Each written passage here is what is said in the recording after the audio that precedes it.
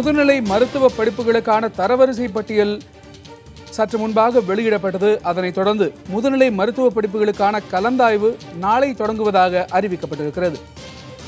நாளை முதுநிலை மருத்துவ படிப்புகளுக்கான கலந்தாய்வு தொடங்க இருக்கிறது. முதல் நாளான நாளைய தினம் சிறப்பு பிரிவினருக்கான கலந்தாய்வு நடைபெறும் என்று அறிவிக்கப்பட்டிருக்கிறது. சற்று முன்னதாக முதுநிலை மருத்துவ படிப்புகளுக்கான தரவரிசை பட்டியல் மருத்துவக் கல்வி இயக்ககத்தால் வெளியிடப்பட்டது. அதனைத் தொடர்ந்து கலந்தாய்வு நாளைய தினம் தொடங்கும் என்கிற அறிவிப்பும் தற்போது வந்திருக்கிறது. முதல் நாளான நாளைய தினம் சிறப்பு பிரிவினருக்கான கலந்தாய்வோடு இந்த கலந்தாய்வு என்பது தொடங்க இருப்பதாகவும் அறிவிப்பு வெளியாகியிருக்கிறது. அதே நேரம் நாளைய மறுநாள் அரசு கல்லூரிகளில் இருக்கும் இடங்களுக்கான கலந்தாய்வு நடப்பதாகவும் அறிவிப்பு வெளியாகியிருக்கிறது.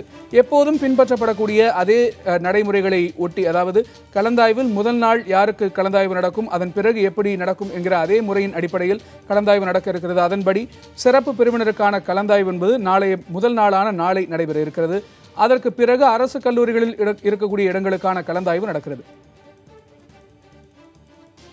இது பற்றி விளக்குவதற்காக நம்முடைய செய்தியாளர் அபிநயா தொலைபேசி வாயிலாக இணைந்திருக்கிறார். அபிநயா, முதுநிலை மருத்துவ படிப்புகளுக்கான கலந்தாய்வு பற்றிய விரிவான தகவல்களை பகிர்ந்து கொள்ளுங்கள். இந்த கலந்தாய்விற்கான அட்டவணை அதிகாரப்பூர்வமாக இன்னும் சற்று நேரத்தில் இணையதளத்தில் வெளியிடப்படும் என சுகாதாரத்துறை தரப்பிலிருந்து தகவல் தெரிவிக்கப்பட்டிருக்கிறது. தற்போதைக்கு முதற்கட்ட தகவல் என்னவென்றால், நாளை சிறப்பு பிரிவினருக்கான கலந்தாய்வு, அதாவது மாற்றுத்திறனாளி மாணவர்களுக்கான கலந்தாய்வு நாளை நடைபெறும் என தெரிவிக்கப்பட்டிருக்கிறது. அதனைத் தொடர்ந்து 9ஆம் தேதி முதல் 11ஆம் தேதி வரை அரசு மருத்துவக் கல்லூரிகளில் உள்ள முதுநிலை படிப்புகளுக்கான கலந்தாய்வுகள் நடைபெறும். அதனைத் தொடர்ந்து, அதாவது இந்த முறை கலந்தாய்வை பொறுத்த வரைக்கும் இந்திய மருத்துவ கவுன்சில் ஒரு விதிகளை பிறப்பித்திருக்கிறது. அது என்னவென்றால், அனைத்து கல்லூரிகளுக்கும் நிர்வாக ஒதுக்கீட்டு இடங்களிலிருந்து நிகர்நிலை பல்கலைக்கழகங்களில் உள்ள இடங்கள் அனைத்திற்குமே பொதுவான கலந்தாய்வு அந்தந்த மாநில அரசுகளால் நடத்தப்பட்டிருக்க வேண்டும், நீட் தேர்வின் அடிப்படையில் என்ற ஒரு விதிகளை உட்படுத்தி இருக்கிறது. அதன் அடிப்படையில் அனைத்திற்குமான கலந்தாய்வையுமே மருத்துவ கல்வி இயக்ககம் தான் நடத்த இருக்கிறது. கடந்த ஆண்டுகளில் பார்க்கும் பொழுது அரசு மருத்துவக் கல்லூரிகளில் உள்ள இடங்கள், அதே போல் தனியார் கல்லூரிகளில் உள்ள அரசு ஒதுக்கீட்டு இடங்களுக்கு மட்டுமான கலந்தாய்வை மட்டும்தான் மருத்துவ கல்வி இயக்ககம் நடத்தியது.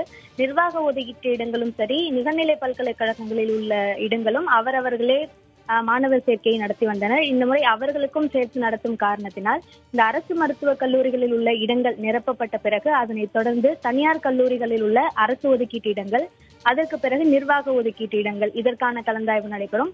அதனைத் தொடர்ந்து நிகர்நிலை பல்கலைக்கழகங்களில் உள்ள இடங்களுக்கான கலந்தாய்வு, இப்படியாக அந்த அட்டவணை தொடர்வதற்கான வாய்ப்புகள் தான் இருக்கிறது.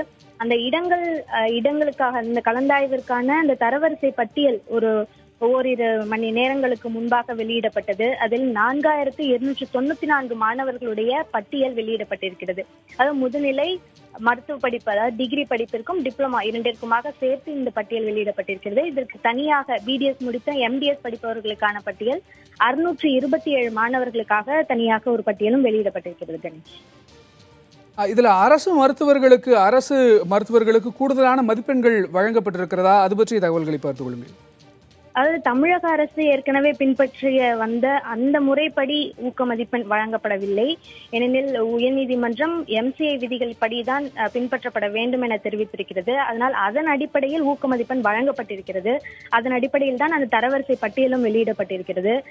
ஏற்கனவே 1 மதிப்பெண் 2 மதிப்பெண் என்று அவர்களுடைய அனுபவத்திற்கு மட்டுமாக மதிப்பெண்ணாக தமிழக அரசு வழங்கி வந்தது. இப்பொழுது அவர்கள் பெற்ற நீட் மதிப்பெண்ணிலேயே 10% மதிப்பெண், ஓராண்டுக்கு 10% மதிப்பெண், அதே போல் ஈராண்டுகளாக இருந்தால் 20% அவர்கள் பெற்ற நீட் மதிப்பெண்ணில் 20% மதிப்பெண், அப்படி 3 ஆண்டுகள் அவர்கள் பணிபுரிந்திருந்தால் அவர்கள் பெற்ற நீட் மதிப்பெண்ணில் 30% மதிப்பெண்.